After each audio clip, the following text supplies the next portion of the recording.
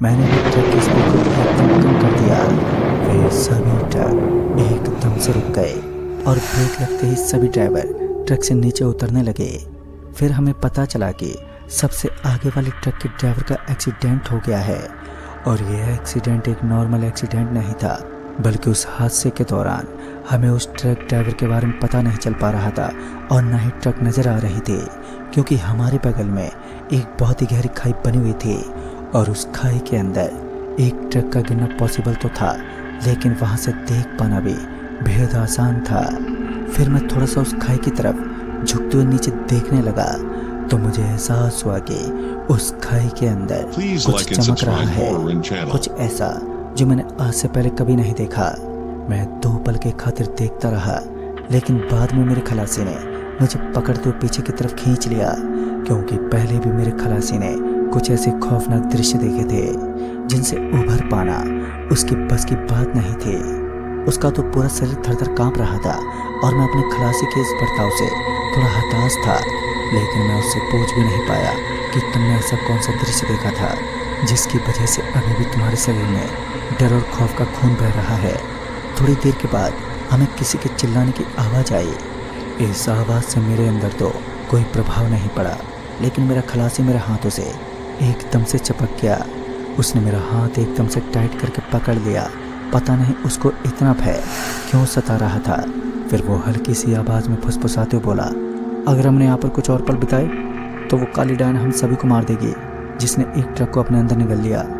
Truck को निगलने की बात सुनकर मैं थोड़ा सा अचंभित रह गया, क्योंकि कोई भी काली शक्ति एक विशालकाय ट्रक को अपने अंदर समाहित नहीं कर सकती, चाहे वो कितनी भी खूंखार क्यों ना हो।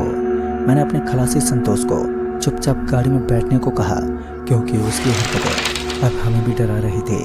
लेकिन उसने हमारी बात नहीं मानी और जिद्दी करने लगा कि बस हमें किसी तरह यहाँ से निकलना है, वरना सब खत्म हो जाएगा। लगातार 4 घंटे तक हम उस घने जंगल में इधर उधर भटकते रहे, लेकिन हमें कोई भी नहीं दिखा। हम अपने उस ट्रक ड्राइवर को ढूंढने में सारा समय व्यतीत कर रहे थे, लेकिन वो कहीं नहीं दिखा। पता नहीं वो अचानक ही कहाँ चला गया। हम सभी बुरी तरह हताश थे और इसी बीच हमें ऐसा एहसास हुआ कि हमारे चारों तरफ रोशनी का एक ऐसा प्रकाश फैला है जिसने कुछ दूरी को उजाले से भर दिया है। तभी हमारी नज़रें सीधे बरगद के एक लंबे घने पेड़ पर गई तो मैंने देखा कि वहाँ पर एक जीप बैठा हुआ था, जिसकी आंखों से वो तेज रोशनी चमक रही थी। फिर वो जीप अचानक उस पेड़ से नीचे गिर पड़ा। जैसे वो जमीन पर गिरा तो कुछ फटने की आवाज़ आई। आवाज़ इतनी ज़्यादा तेज थी कि उसने सारे ड्राइवरों का ध्यान अपनी तरफ खींच लिया और हम सभी लोग उसी की तरफ देखते रहे। वो विशाल जीप जो दिखने में थोड़ा शांत लग रहा था, लेकिन उसे देखकर पता लगाना बेहद मुश्किल था कि सच में एक खूंखार जानवर है। हम सभी की दृष्टि से वो एक शांत और सुशील जानवर था। हमें लगा वो एक दिव्य शक्ति है, लेकिन कुछ जानवरों के अंदर इतनी अद्भुत शक्तियाँ होती हैं कि वो अपने रूप के साथ साथ अपने अंदर से तेज रोशनी का भी संचार करते हैं और लोगों को माया जाल में फंसा लेते हैं।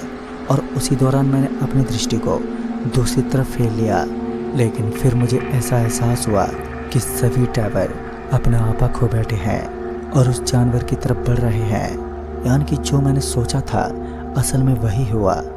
ये एक मायावी भ्रम था जिसने काफ़ी देर से सभी लोगों को अपने माया जाल में फंसा रखा था। और होश में आने के बाद मैंने उन सभी को अपनी अपनी आंखों के ऊपर हाथ देने को कहा, वरना आज हम सभी मायावी शक्तियों के एक ऐसे जाल में फंसने वाले थे जहाँ से बचना नामुमकिन होता है। अब उसने ये साबित कर दिया था कि वो कोई दिव्य शक्ति नहीं, बल्कि एक डरावनी और खौफनाक मायावी ताकत है। फिर जो हुआ उसकी कल्पना मैंने अपने सपने में भी नहीं की थी। दरअसल मैंने देखा कि अब उसका पूरा का पूरा हुलिया बदलने लगा और उसने हमारे एक दोस्त का रूप धारण कर लिया। उसका रंग और रूप देखकर ये साफ ज्ञात हो रहा था कि हमारे सामने साक्षात हमारी मौत खड़ी है। उसके पीछे की तरफ वो ट्रक पड़ी थी जो अब जलकर खाक हो चुकी थी।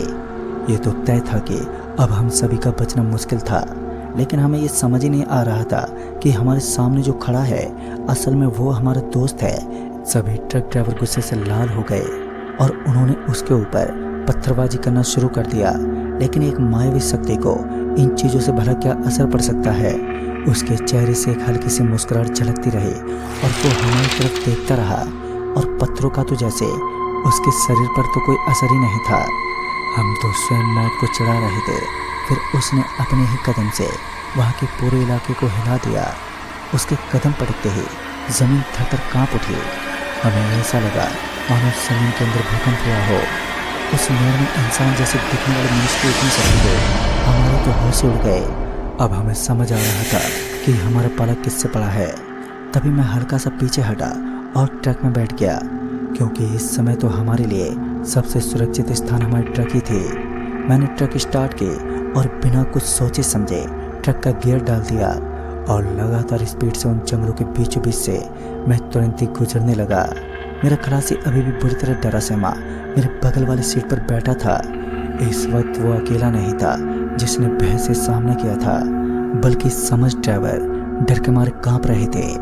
इस समय सही और गलत इन दोनों के बीच क्या फ़र्क होता है मुझे नहीं पता। मुझे जिस तरफ रास्ता दिखाई दिया मैंने ट्रक को उसी तरफ भगाना सही समझा। मेरे पीछे समझ ड्राइवर लगे थे, यानी कि इस समय मैं अपने ट्रक को ड्राइव करता हुआ सबसे आगे चल रहा था, और जिस तरफ मैं जिस रास्ते को फॉलो कर रहा था वैसे वैसे सारे ड्राइवर मेरे पीछे लगे हुए थे। थोड़ी दूर आगे जाने के बाद मुझे एक मोड़ दिखा, और उस मोड़ के पास एक नाम भी लिखा हुआ था। शायद वो किसी गांव का नाम था, और हमारे लिए एक बड़ी अच्छी खबर थी कि अब हम लोगों को अपनी जान बचाने के लिए एक स्रोत मिल चुका था। अब गांव जैसी बिरादरी में हम किसी की मदद अवश्य ले सकते थे, और उस गांव के अंदर लाइट की भी काफ़ी अच्छी व्यवस्था थी।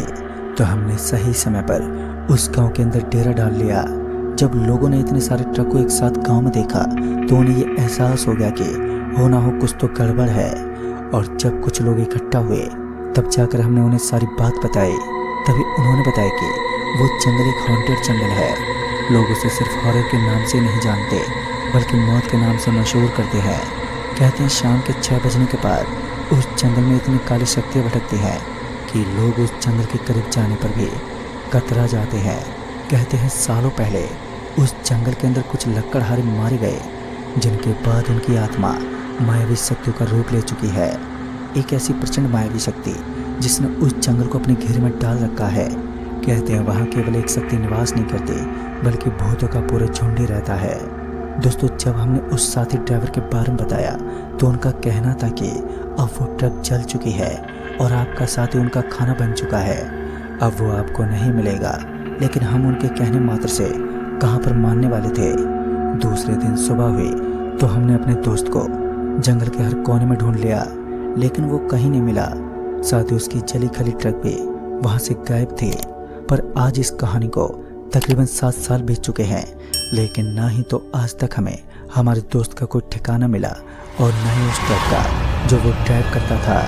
और इसीलिए कहते हैं हमें कभी कभी अपने साथियों की बातों को भी मान लेना चाहिए। क्या पता उनके मुंह से कौन सी